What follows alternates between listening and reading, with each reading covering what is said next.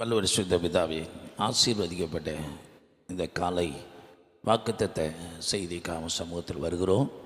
5 மாதங்கள் நடத்தினவர் ஒரு 6வது மாதம் புதிய மாதத்தை சந்திக்க கிருபை செய்ததற்காக நன்றி.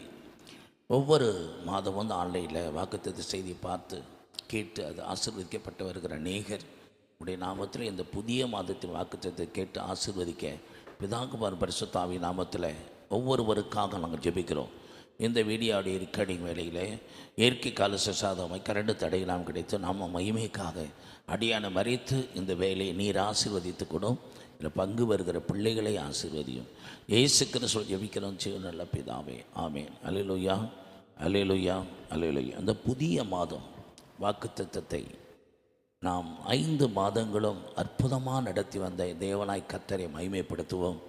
வருஷம் துவங்கி 5 மாதங்கள் கடந்து வந்துட்டோம். 6வது புதிய மாதத்தில் ஏசாயா தீர்க்க தரிசன புஸ்தகம் 60வது அதிகாரம் 22வது வசனத்தை வாசிக்க கேட்போம். சின்னவன் ஆயிரமும் சிறியவன் பலத்த ஜாதியுமாவான். கர்த்தராகிய நான் ஏற்ற காலத்தில் இதை தீவிரமாய் நடப்பிப்பேன் என்று கர்த்தர் சொல்லுகிறார். சின்னவனும் சிறியவனும் யாராய் இருந்தாலும் அவனை கர்த்தர் சின்னவன் ஆயிரமும் சிறியவன் பலத்த ஜாதியாவான். கர்த்தராய் நான் ஏற்ற காலத்தில் தீவிரமாய் நடப்பிப்பேன். இந்த பின்பகுதி கர்த்தராய் நான் ஏற்ற காலத்தில் தீவிரமாய் நடப்பிப்பேன். இந்த வார்த்தையை நாம் தொடர்ந்து வாக்குத்தத்தமாய் சுதந்தரித்து ஒரு பாடலுக்கு பின்னதாக அதனை தியானிப்போம். கர்த்தர் நம்மை ஆசீர்வதித்து கொடுப்பாராக. எல்லாருக்கும் தெரிந்த பாடல், பழைய பாடல். ஒருமித்து கர்த்தருடைய நாமத்தை நாம் மகிமைப்படுத்துவோம்.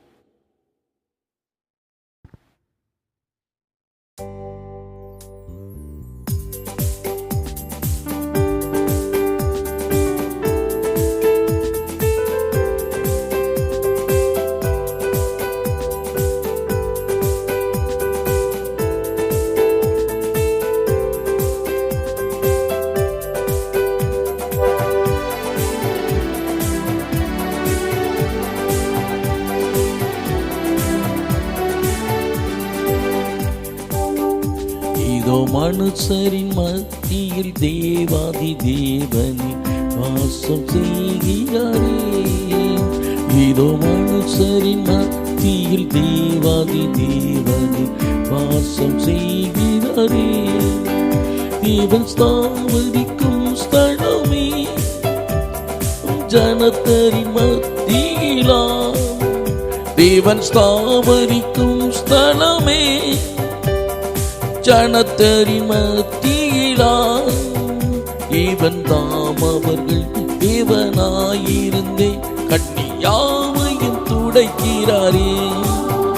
தேவன் தாம் அவர்கள் தேவனாயிருந்தே கண்ணியாவையும் துடைக்கிறாரே. இதோ மனுஷரின் மத்தியில் தேவாதி தேவனே வாசம் செய்கிறாரே. இதோ மனுஷரின் மத்தியில் தேவாதி தேவனே வாசம் செய்கிறாரே. தேவாலயமும் அவரே, தூய ஒளி விளக்கும் அவரே. தேவாலயமும் அவரே, தூய ஒளி விளக்கும் அவரே.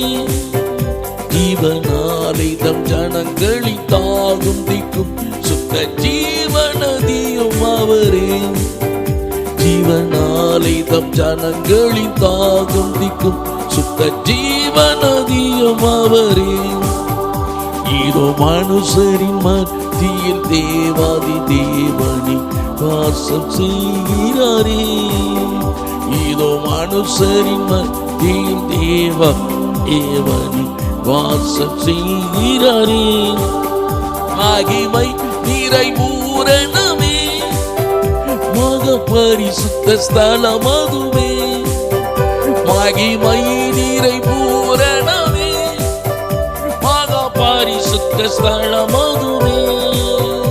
என்று துதியுடனே அதன் வாசல் உள்ளே எங்கள் பாதங்கள் நீக்கிறதே. என்றும் துதியுடனே அதன் வாசல் உள்ளே எங்கள் பாதங்கள் நீக்கிற செய்கிறதே. இதோ மனுஷரின் மத்தியில் தேவாதி தேவனே வாசம் செய்கிறாரே. இதோ மனுஷரின் மத்தியில் தேவாதி தேவனே வாசம் செய்கிறாரே. சீயோனின் வாசல்களை தேவனை நேசிக்கிறார். சீயோனின் வாசல்களை தேவனை நேசிக்கிறார். சீர் மிகுந்திடும் சுவிசேஷந்தனை கூறி உயர்த்திடுவோம் உமையே. சீர் மிகுந்திடுமை சுவிசேஷந்தனை கூறி உயர்த்திடுவோம் உமையே. இதோ மனுஷரின் மத்தியில் தேவாதி தேவனே வாசம் செய்கிறாரே. இதோ மனுஷரின் மத்தியில் தேவாதி தேவனே வாசம் செய்கிறாரே. முன்னோடியாயே சுமரன் மூளை கண்ணாகி சீயோனிலே. முன்னோடியாயே சுமரன் மூளை கல்லாகி சீயோனிலே வாசம் செய்திடும் உன் நாத சிகரமதை வாஞ்சையோடு நாம் நாடிடுவோம். வாசம் செய்திடும் உன் நாத சிகரமதை வாஞ்சையோடு நாம் நாடிடுவோம். இதோ மனுஷரின் மத்தியில் தேவாதி தேவனே வாசம் செய்கிறாரே. இதோ மனுஷரின் மத்தியில் தேவாதி தேவனே வாசம் செய்கிறாரே. இதாக பரிசுத்தான் திரைய தேவனுக்கு மகிமை உண்டாகட்டும். உடைய வார்த்தையை தொடர்ந்து தியானிக்க பரிசுத்தாவியான திரைய தேவன் எங்களுக்கு அனுக்கிரகம் செய்யும். என் வாயிலிருந்து நீர் பேசும்.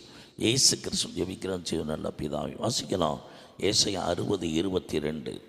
சின்னவன் ஆயிரம் ஆயிரமும் சிறியவன் பலத்த ஜாதியும் ஆவான். கர்த்தராகிய நான் ஏற்ற காலத்தில் இதை தீவிரமாய் நடப்பிப்பேன். இந்த வாக்குத்தத்தங்களை இந்த ஜூன் மாதம் கர்த்தருடைய ஆவியானவர் நமக்கு வாக்குத்தத்தம் திருவுளம் பெற்றிருக்கிறார். வாக்குத்தத்தங்கள் எல்லாம் கிறிஸ்து இயேசுவில் ஆம் என்றும் ஆமேன் என்றும் சொல்லப்படுவதாக. இந்த பூமியில் சிருஷ்டிக்கப்பட்ட எல்லா மனிதர் தேவசாயில் சிருஷ்டிக்கப்பட்டவர்கள். அதில் விசேஷன தேவனால் அழைக்கப்பட்டவர்கள்.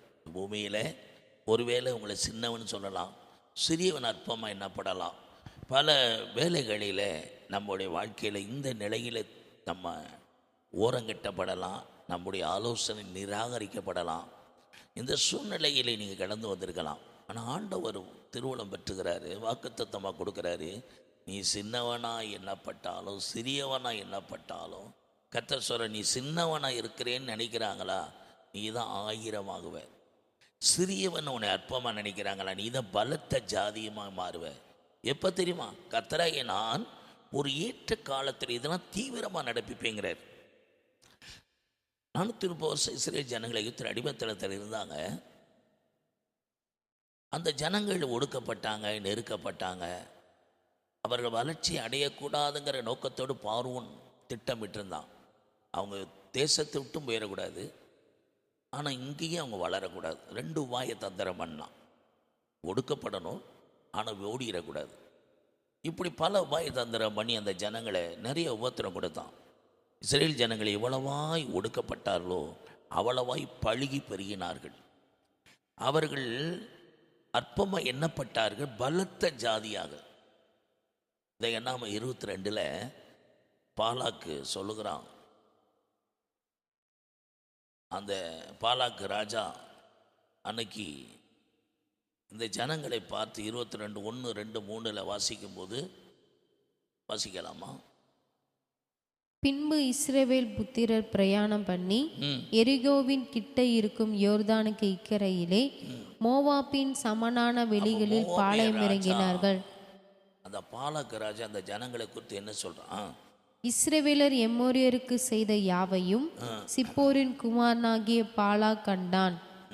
ஜனங்கள் ஏராளமாய் இருந்தபடியினால் மோவாப் மிகவும் பயந்து இஸ்ரவேல் புத்திரர் மித்தம் கலக்கமடைந்து மீதியானரின் மூப்பரை நோக்கி, மாடு வெளியின் புல்லை மேய்கிறது போல இப்பொழுது இந்த கூட்டம் நம்மை சுற்றி இருக்கிற யாவரையும் மேய்த்து போடும் என்றான். அக்காலத்திலே சிப்போரின் குமாரனாகிய பாலாக் மோவாபியருக்கு ராஜாவாயிருந்தான். அவன் பேயோரின் குமாரனாகிய பீலையாமை அழைத்து வரும்படி தன் சந்ததியாருடைய தேசத்தில் நதி அருகே உள்ள பெத்தூருக்கு ஸ்தானாதிபதிகளை அனுப்பி, எகிப்திலிருந்து ஒரு ஜனக்கூட்டம் வந்திருக்கிறது. அவர்கள் பூமியின் விசாலத்தை மூடி எனக்கு எதிரே இறங்கி இருக்கிறார்கள். அவர்கள் என்னிலும் பலவான்கள் ஆகிலும் நீர் ஆசீர்வதிக்கிறவன் ஆசீர்வதிக்கப்பட்டவன், நீர் சபிக்கிறவன் சபிக்கப்பட்டவன் என்று அறிவேன். கண்டு மோவாபு தேசத்து ராஜா பாலாக்கு பயப்படுறான். ஒரு கூட்டு ஜனம் வருது, பூமியின் விசாலத்தை மூடுபடி மாடு புள்ள திங்கிறது போல மேய்ஞ்சி போட்டுருவாங்க. உங்களுக்கு இவங்க நம்மள பலத்தவங்களா இருக்காங்க, இவங்களை நீ சபிச்சு இவங்களை வம்சம் வளராமல் செய்யணும் அப்படிங்கிற சதித்திட்டம் போடுறான். 430 வருஷம் பார்வோன் கையில் அடிமைத்தனத்தில் இருந்த இஸ்ரவேலர்கள் பல லட்சங்களாக ஒரு பலத்த ஜாதியாக கர்த்தரே அவர்களை தீவிரமாக நடத்தி 430 வருஷம் முடிந்தவுடன் அந்த ஜனங்கள் எகிப்தை விட்டு புறப்படும் போது 12 கோத்தம திரள்ஸ் சேனையாக அணி அணியாக புறப்பட்டு போனார் என்றிருக்கு. 430 வருஷ காலம் அந்த ஜனங்கள் ஒடுக்கப்பட்டாலும் நெருக்கப்பட்டாலும் பழுகி பெருகினார்கள். கர்த்தராகிய ஆண்டவர் அவர்களை ஒரு பலத்த ஜாதியாக உருவாக்கினார். இதை போலதான் கர்த்தர் இந்த மாதத்தில் அவருடைய காலம் ஏற்ற நேரம் வந்துருச்சு. எப்படி காரியங்களை தீவிரமாக நடப்பிக்க போறார். உங்களை காத்திருக்கிற காலம் முடிஞ்சு போச்சு. 430 வருஷம் முடிந்த அன்றைய தினமே இருக்கு. அந்த நாட்களை தீவிரமாக அந்த ஜனங்களை புறப்பட்டு போகிறாங்க. இந்த கூட்ட ஜனத்தை பார்த்து பாலாக் ராஜா சொன்ன சாட்சி, அவர் பலவான்கள், ஒரு பலத்த ஜாதி, கடற்கரை மலலத்தனையாக வராங்க என்று பயந்தார்களாம். ஒரு தேவ ஜனங்களை பார்த்து உலகம் பயப்படத்தக்கதாக அவர்களை பலத்த ஜாதியாக, ஆரம்பத்தில் ஜனங்களை பார்க்கும் சின்னவனும் சிறியவனுமா அற்பமாக நினைச்ச அந்த கூட்டம் இன்னைக்கு பயப்படுது. இவங்க ஒரு பலத்த ஜாதியாக ஒரு பெரிய ஆயிரங்களாக பெருகிட்டாங்களே சொல்லி பாலாக் ராஜா பயந்து அவர்கள் மறுபடியும் அவர்களை சபிக்க சதித்திட்டம் பண்ணுகிறான். ஆண்டவர் இதை கேட்குற தேவ பிள்ளை வாழ்க்கையில் உன்னை சபிச்சாலும் சரி, சத்தியம் பண்ணாலும் சரி, நீ வளர்ந்து பெருகிக்கிட்டே தான் இருப்பீங்க. கர்த்தராய் ஆண்டவர் சொல்லிட்டாரு இந்த மாத வாக்கு தத்துவம், நீ 1000ஆகவும், சின்னவன் உன்னை சொன்ன நீ 1000ஆகவும், சிறியவன் நினைச்ச நீ பலத்த ஜாதியாக மாற போறீங்க. கர்த்தர் இந்த மாதங்களை உயர்த்த போகிறார். அது எப்போ? நான் ஏற்ற காலத்தில் தீவிரமாக ஆண்டவர் நடத்த போறாராம். ஒரு சின்னவன் நினச்சி அவன் கண்ட சொப்பனத்தை அற்பமாக எண்ணி யோசேப்பு சகோதரர் 11 பேரும் அவனை அழிக்க நினைச்சாங்க, கொல்ல நினைச்சாங்க, சவால் விட்டாங்க. ஆனால் அந்த சின்னவன் எப்படி மாறிட்டான் அப்படின்னா, அந்த சின்னவனுக்குள்ளே வெளிப்படுத்தப்பட்ட அந்த தரிசனம் அது ஒரு பெரிய தேசமாக பலத்த ஜாதியாக உருவாக்கப்படுகிற ஒரு மனிதனாக கர்த்தர் பயன்படுத்தினார். 41:14 ஆதியாகமம்.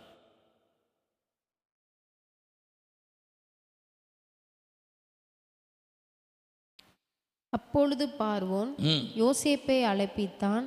அவன் தீவிரமாய் காவல் கிடங்கிலிருந்து கொண்டு வந்தார்கள். 13 ஆண்டுகள் அவன் சிறையிருப்பு காத்திருக்கிற காலம் முடிஞ்சது. இப்போ கர்த்தருடைய வேலை ஏற்ற காலம் வரும்போது பார்வோன் அந்த எகிப்து மன்னன் கண்ட சொப்பனத்துக்கு அர்த்தம் சொல்லக்கூடிய மனிதனை தேடினா எகிப்து தேசத்தில் ஒருவன் இல்லை. ஆனால் யோசேப்போட சிறையில் இருந்தவன் சொப்பனம் கண்டு விடுதலை பெற்றவனுக்கு அப்போதான் ஞாபகம் வருது. அதை போய் பார்வோனுக்கு அறிவித்து பார்வோன் யோசேப்பை அழைத்து வரும்போது அங்கே சொல்லப்பட்டது, அவன் தீவிரமாய் முதல் நாள் வரைக்கும் சிறையில் இருந்தவன் இன்றைக்கு விடியற் காலத்திலே அவனுக்கு தீவிரமாக ஒரு அழைப்பு வருகிறது. பார்வோன் மூலமாய் அந்த கண்ட சொப்பனத்துக்கு அர்த்தம் சொல்லுகிறான். அந்த 41:38 சொல்லுகிறது, இவனைப் போல், இந்த தேவாவியை பெற்ற இவனைப் போல் வேறு ஒருவனும் இல்லையே. இந்த பிரகாரமாக பார்வோனுக்கு முன்னதாக எகிப்து தேசத்தின் அதிபதியாக தேவனே உயர்த்தினார். ஒரு சின்னவன், இவன் என்ன சொல்றது, இவன் சொன்ன சொப்பனம், இவன் நம்மளை துரைத்தனம் பண்ணுவானா, இவனை கொலை செய்வோம், இல்லைன்னா அந்நிய தேசத்தில் வித்துருவோம். அடிமைப்பட்டவனாய் போனான், சிறைப்பட்டவனாய் தள்ளப்பட்டான். ஆனால் இன்னைக்கு அந்த சின்னவன் என்ற அற்பமாய் எண்ணப்பட்ட அந்த யோசேப்பு வாழ்க்கை 13 ஆண்டுகள் முடிந்து காவல் கிடங்கிலிருந்து தீவிரமாக அழிக்கப்பட்ட முதல் நாள் இரவு வரையும் காவல் கிடங்களை இருந்தவன் இன்னைக்கு பார்வோனுக்கு முன்னதாக ஒரு பலத்த ஜாதிக்கு தலைவனாக, தேசத்துக்கு அதிபதியாக உயர்த்தப்படுகிறதை நம்ம பார்க்கிறோம். சின்னவன் ஆயிரமும் சிறியவன் பலத்த. இந்த சின்ன யோசேப்பு பல ஆயிரங்களுக்கு ஆசீர்வாதமாக ஒரு பலத்த ஜாதியாக தேசத்தில் உயர்த்தப்படுகிறதை நம்ம பார்க்குறோம்.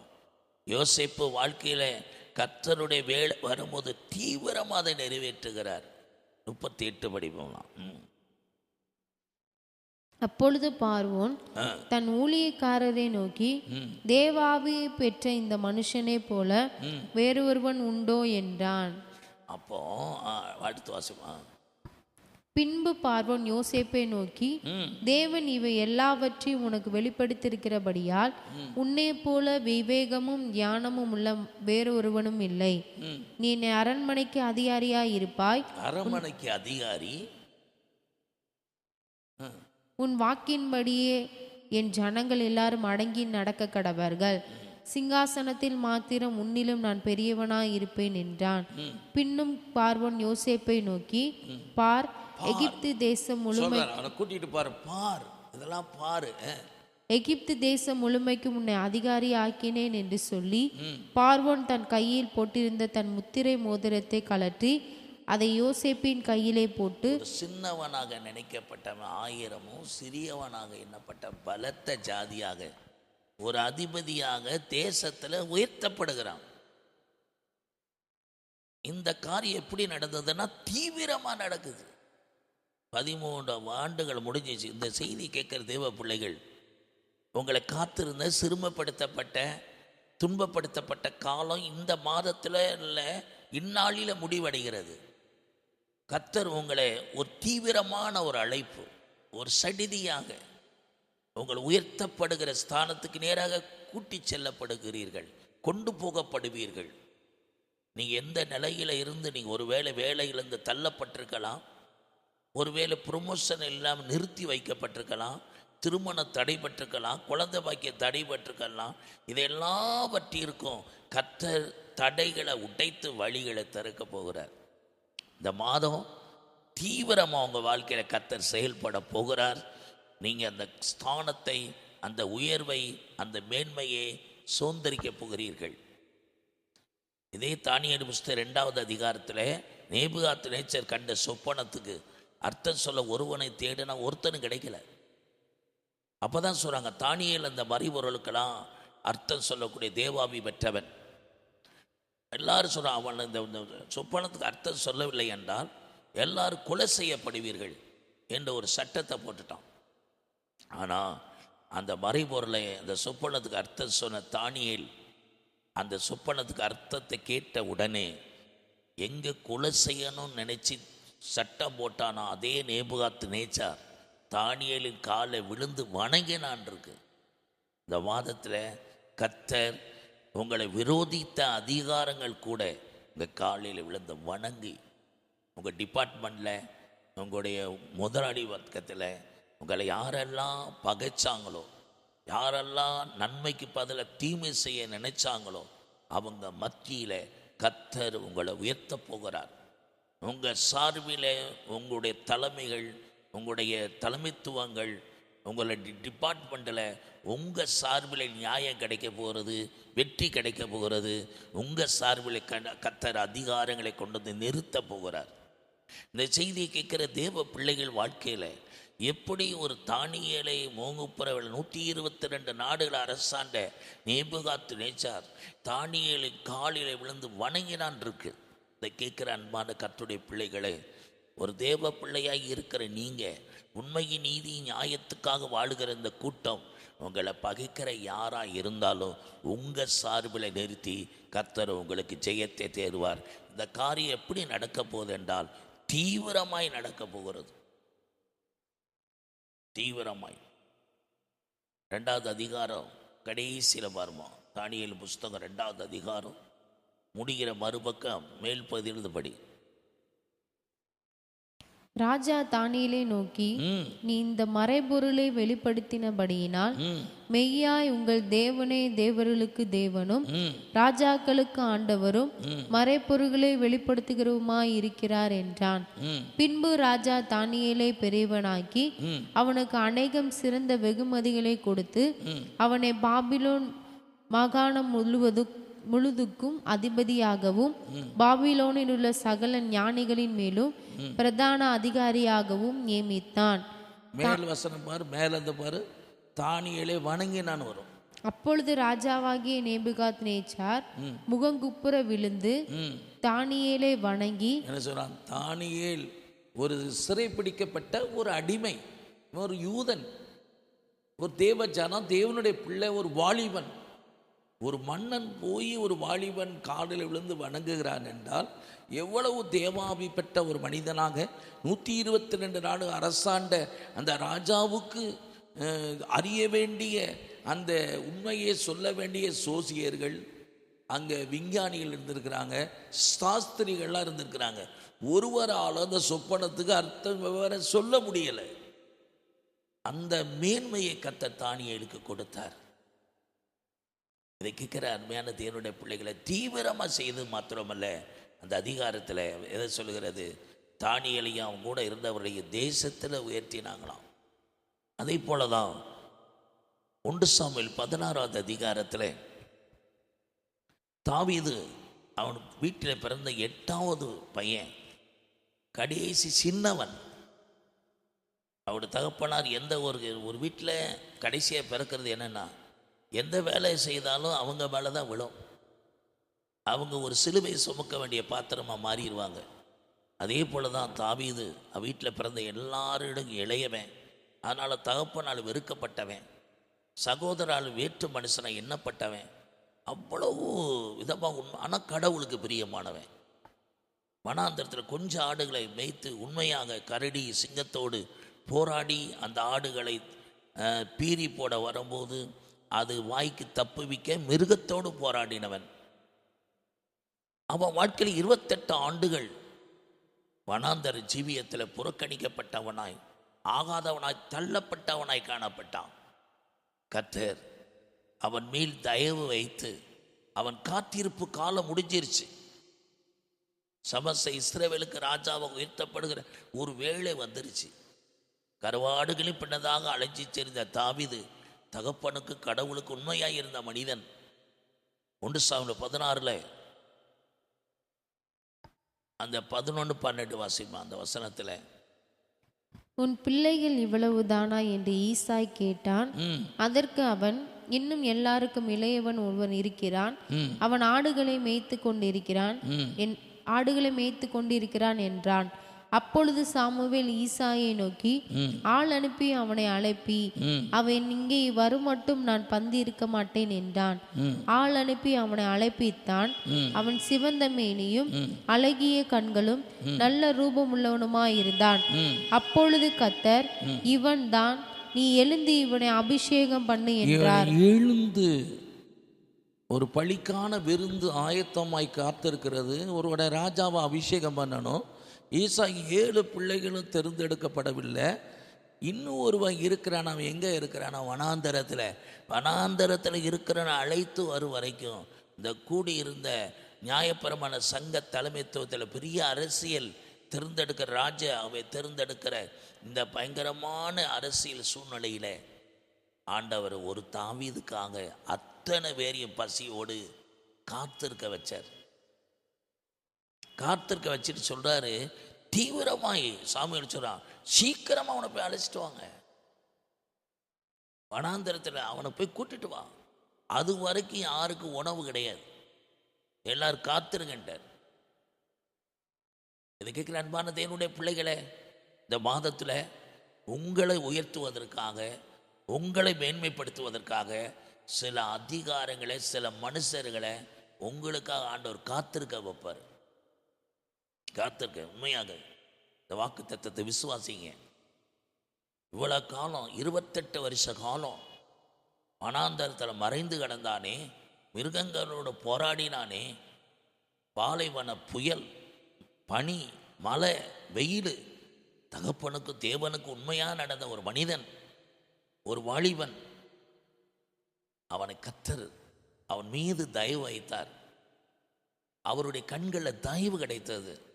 ஆகாதென்று தள்ளப்பட்ட கல், தூக்கி எறியப்பட்ட கல், அதை தேடி எடுத்துட்டு வந்துட்டார் ஆண்டவர். அவனை தேடி கூட்டிட்டு வந்துட்டார்.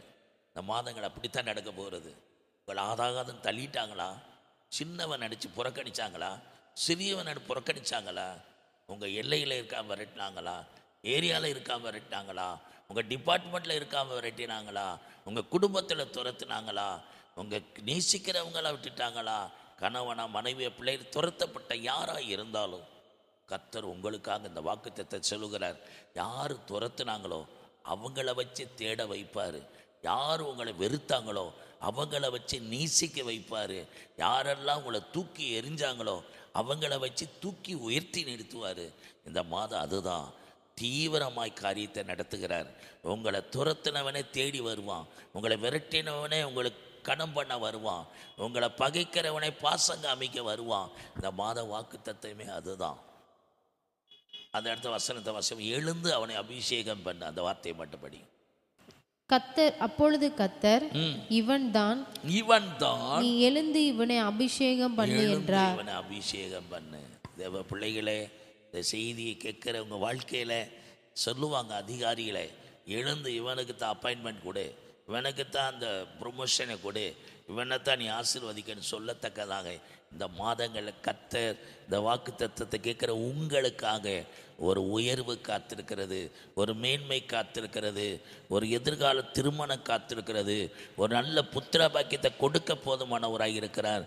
எதெல்லாம் நீங்கள் பெற வேண்டும்னு ஏக்கத்தோடு இருக்கிறீங்களோ, காத்திருக்கிறீங்களோ, நீங்கள் நீண்ட நாள் காத்திருந்த அந்த காத்திருப்புக்கு அந்த விரும்பினது கிடைக்கும் போது உங்களுக்கு ஒரு ஜீவ விருட்சம் போல காரியத்தை கத்த நடத்த போகிறார். ஒரு வார்த்தையை சொல்லி முடிக்கிறேன்.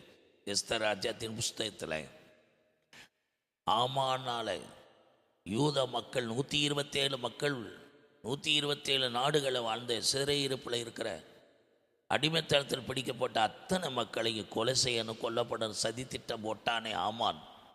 அந்த சதித்திட்டம் அந்த யூதர்கள் அழிக்கப்படாமல் காக்கப்படுவதற்கு சூசான் அரண்மனையில் எஸ்தர் முருகதாய் காத்திருந்தாங்க, உபவாசித்தாங்க, ஜெபித்தாங்க. கர்த்தர் அந்த ஜெபத்தை கேட்டு அகாசர் கண்களில் தூக்க வராமல் நித்திரையை பிடிச்சு வச்சு அங்கே நன்மை செய்த நடவடிக்கைகள் எடுத்து வாசிக்கும் போது மொர்தெகாய் ராஜாவின் உயிரை காப்பாற்றின நல்ல விஷயம் எழுதப்பட்டது. ராஜாவின் உயிரை காப்பாற்றினவனுக்கு எந்த கனப்படுத்தினது எல்லாம் இல்லை. அது யார்கிட்ட அறிவிப்பு போகிறது? எந்த ஆமான் மொர்தெகாய்க்கு விரோதமாக செயல்பட்டு அவன் நிமித்த 127 நாடுகளை யூதரை அழிக்க திட்டமிட்டானோ அதே ஆமானை கொண்டு அந்த மொர்தெகாயை கனம் பண்ணி, அதே ஆமான் மொர்தெகாய் செய்த தூக்கு மரத்தினாலே ஆமானையே தூக்கி போட்டு அந்த யூதருக்கு விடுதலையும் ரட்சிப்பு உண்டாகத்தக்கதாக அந்த சட்டத்தை மாற்றி அமைக்கும்படி அகாசு ராஜாவின் கையிலே அந்த மாறுதலை சட்ட திருத்தத்தை கொண்டு வந்து யூதர்கள் அழிக்கணும் போட்ட அந்த சதித்திட்டத்தை மாற்றி யூதர்களுக்கு விடுதலை என்று ஒரு அறிவிப்பதற்காக அன்றைக்கு மொர்தெகாயின் கையில் எஸ்தர் கையில் யூதர் வசம் ஒப்படைக்கப்பட்டது. 127 நாடுகளுக்கும் உடனே அந்த செய்தி தீவிரமாய் புறப்பட்டது. எல்லா மக்களுக்கு போய் எந்த ஆதார் மாதம் 12ஆம் மாதம் 13ஆம் தேதி யூதர்களை மேற்கொண்டு சதித்திட்டம் பண்ணாங்களோ அதே மாதம் அதே தேதியிலே காரியம் மாறுதலாய் முடிந்தது. எந்த மாதம் எந்த தேதியிலே உங்கள் காரியம் நிறுத்தப்பட்டதோ அதே மாதம் அதே தேதியிலே உங்கள் காரியம் திரும்ப நடந்தேற போகிறது. தீர்க்க தரிசனமாக எழுதி வைத்துக் கொள்ளுங்கள். 8:10 படிப்பான். எஸ்தர் 8:10. அந்த கட்டளைகள் அகாஸ்வேரு ராஜாவின் பேரால் எழுதப்பட்டு ராஜாவின் மோதிரத்தினால் முத்திரை போடப்பட்ட பின் குதிரைகள் மேலும் வேகமான ஒட்டகங்கள் மேலும் கோவேறு கழுதைகள் மேலும் ஏறி போகிற அஞ்சக்காரர் கையில் அனுப்பப்பட்டது. அவைகளில் அகாஸ்வேரு ராஜாவுடைய எல்லா நாடுகளிலும் ஆதார் மாதம் என்கிற 12ஆம் மாதம் 13ஆம் தேதியாகிய அந்த ஒரே நாளிலே அந்தந்த பட்டணத்தில் இருக்கிற யூதர் ஒன்றாய் சேர்ந்து. அப்போ எந்த மாதத்துல எந்த தேதியில யூதர்களுக்கு மரணம் அழிவுங்கிறது எழுதப்பட்டதோ அதே மாதம் அதே தேதியில அவர்களை விடுதலை என்பது சட்டம் மாற்றப்பட்டது. இதை கேட்குற அன்பான தேவனுடைய பிள்ளைகளே, எந்த மாதம் எந்த தேதியிலே உங்களுடைய நன்மையை இழந்தீர்களோ அதே மாதம் அதே தேதியிலே திரும்பவும் அதை நீங்கள் வெற்றியை சுதந்திரிக்க போகிறீர்கள். கர்த்தர் உங்களை திரும்ப உங்களை தந்து ஆசீர்வதிக்க போகிறார். இப்போ 9:1 படித்து முடிக்கலாம். ராஜாவின் வார்த்தையின்படியும் அவனுடைய கட்டளையின்படியும் செய்யப்படுகிறதற்கு ஆதார் மாதம் என்கிற 12ஆம் மாதம் 13ஆம் தேதியிலே யூதரின் பகைஞர் அவர்களை மேற்கொள்ளலாம் என்று நம்பினார்களே, அந்நாளிலே தானே யூதரானவர்கள் தங்கள் பகைஞரை மேற்கொள்ளும்படிக்கு காரியம் மாறுதலாய் முடிந்தது. அன்பான பிள்ளைகளே, உங்கள் காரியம் மாறுதலாக, உங்களுக்கு சாதகமாக, உங்களுக்கு வெற்றியாக, உங்களோட ப்ரொமோஷனாக, திருமண காரியமாக, குழந்தை பாக்கியமாக, மரணத்துக்கு குறிக்கப்பட்ட நீங்கள் ஜீவனாக, உங்கள் வாழ்க்கை வெற்றியாக, எதிர்காலம் சிறப்பாக, ஜெயமாக, மகிமையாக இந்த மாதத்தில் கர்த்தர் உங்களை காரியத்தை உங்களுக்காகவே எனக்காகவே தீவிரமாய் நடப்பிக்கிறார். கண்களை மூடி ஜெபிக்கலாம். சின்னவன் ஆயிரமும் சிறியவன் பலத்த ஜாதி ஆவான். கர்த்தராகிய நான் ஏற்ற காலத்தில் தீவிரமாய் நடப்பிப்பேன். நமக்கு சொல்லப்பட்ட வாக்கு தத்தங்களை இந்த மாதத்தில் கர்த்தர் தீவிரம் காண்பிக்கிறார், தீவிரமாய் செயல்படுகிறார்.